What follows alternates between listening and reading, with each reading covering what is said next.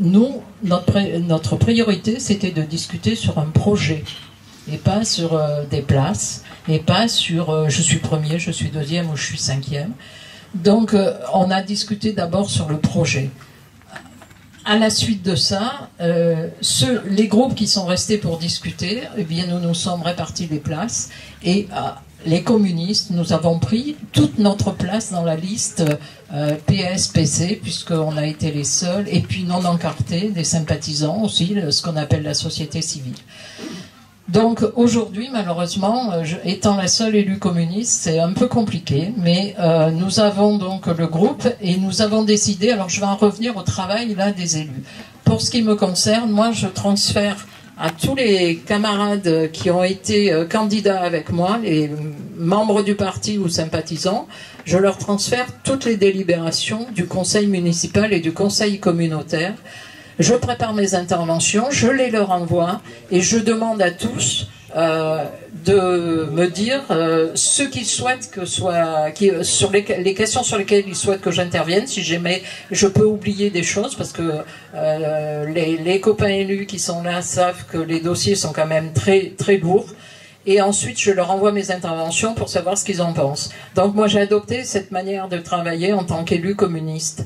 Ensuite, au niveau du groupe, puisqu'il y a 2 socialistes, une communiste et un sympathisant socialiste, nous faisons un journal trimestriellement dans lequel on reprend toutes nos interventions et les sujets qu'on a débattus au conseil municipal et au conseil communautaire, et on essaye de les distribuer dans les quartiers et sur le marché.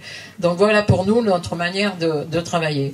Maintenant, je voudrais dire que au niveau des communistes, on a été élu à un moment donné dans une majorité PSPC. Donc Annabelle, elle a peut-être pas à la région, elle est peut-être novice, mais elle a mené un gros travail au niveau de la municipalité, au niveau du sport, puisque c'était sa spécialité.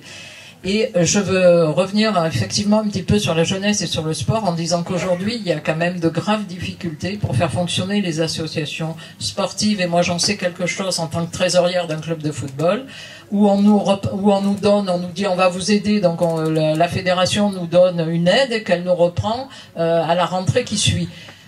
Donc les bénévoles sont souvent des gens malheureusement qui ont un certain âge, et c'est difficile de faire comprendre aux jeunes quand ils arrêtent le sport qu'ils peuvent venir donner un coup de main, et c'est vrai aussi, d'ailleurs je parle du sport, mais c'est vrai aussi au niveau culturel. Donc moi je pense qu'il va falloir qu'au niveau des communes, puisque l'État se désengage, au niveau des communes, il y ait un travail qui se fasse en direction des associations, quelles qu'elles soient. Merci Martine. Annabelle, tu as sans doute beaucoup de choses à apprendre aux côtés de notre camarade, que j'ai la chance, moi, de connaître depuis longtemps, puisque, tu le disais tout à l'heure, j'ai mené quelques batailles aux côtés des agriculteurs landais, et j'ai beaucoup appris aux côtés d'eux aussi.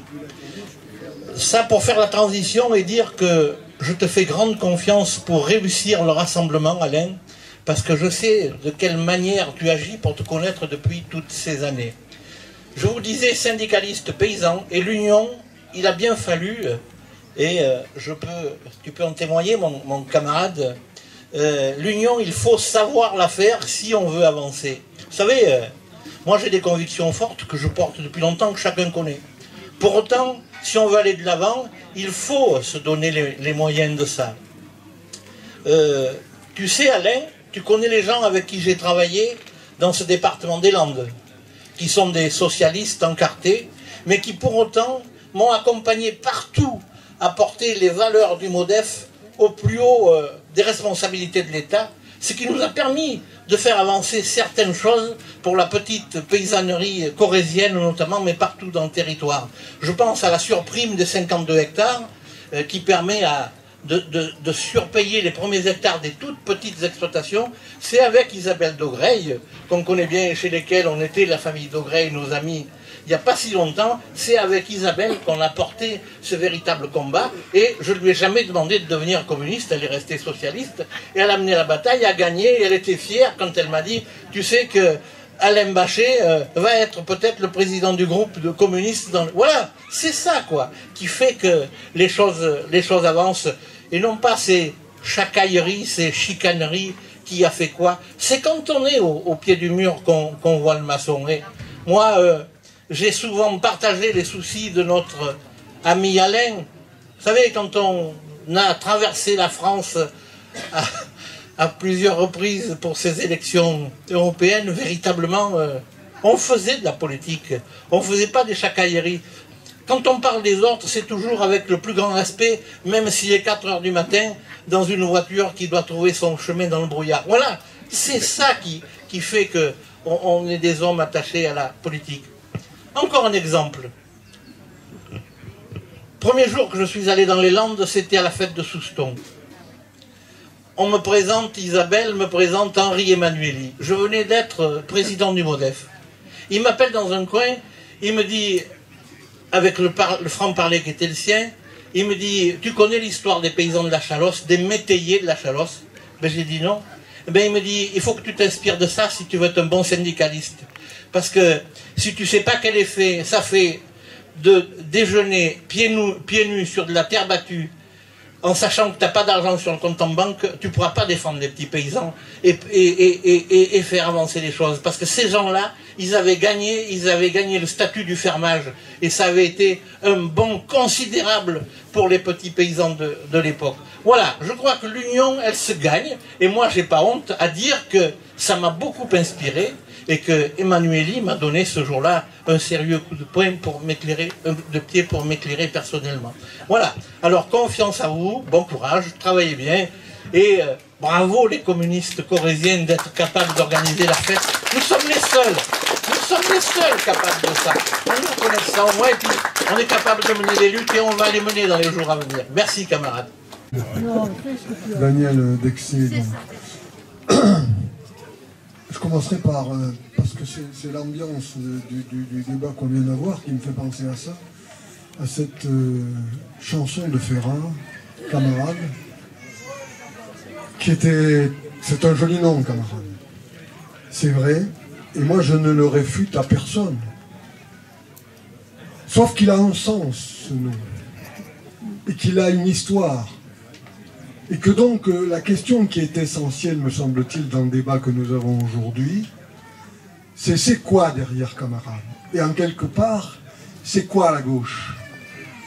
On est presque à la situation de se poser la question de ce qu'est la gauche. Elle est où la gauche? C'est quoi concrètement les jours heureux? C'est quoi? C'est des mots, c'est un beau vocable. Mais derrière les jours heureux, si on prend 5 minutes pour réfléchir, il y a toutes les grandes conquêtes sociales, la sécurité sociale. Il y a les grands services publics. Il y a la mise en commun dont parlait le camarade tout à l'heure, qui est un des éléments essentiels de la construction d'une vie solidaire entre nous, d'une vie véritablement qui est partagée, qui a donné du sens. Où en sommes-nous aujourd'hui?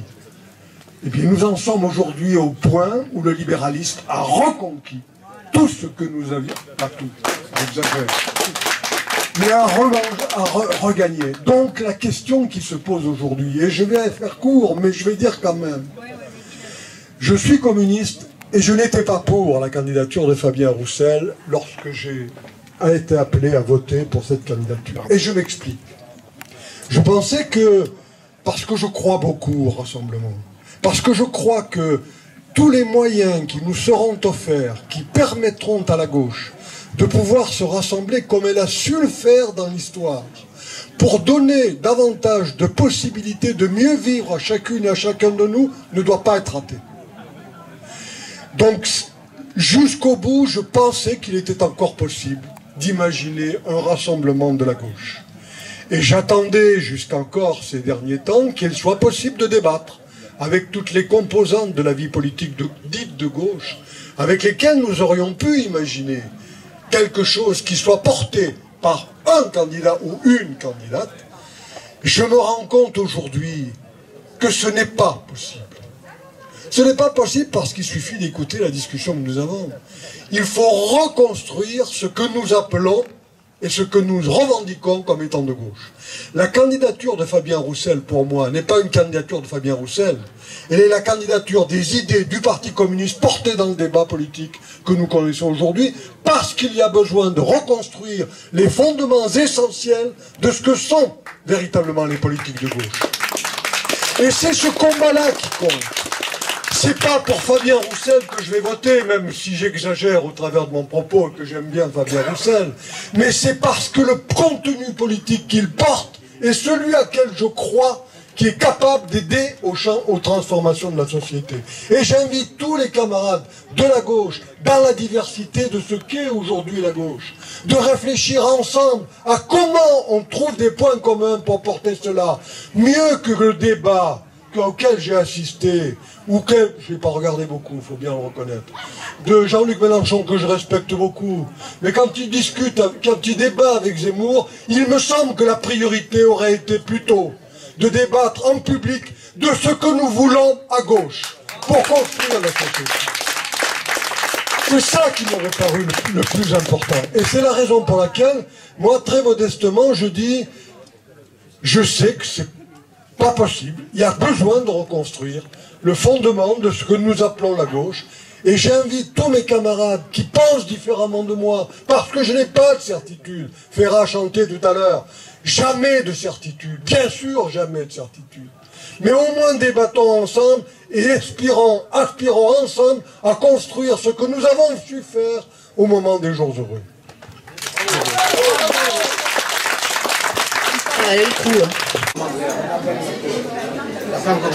Oh, t'es beau avec les fleurs. Si je suis beau.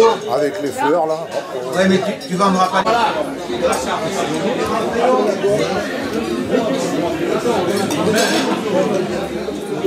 Je te vois retour. Oui, d'accord.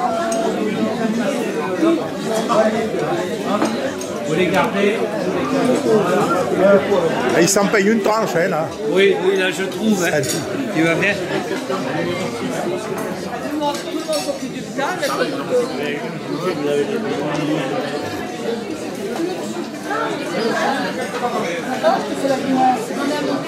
C'est quoi le bavoir, là?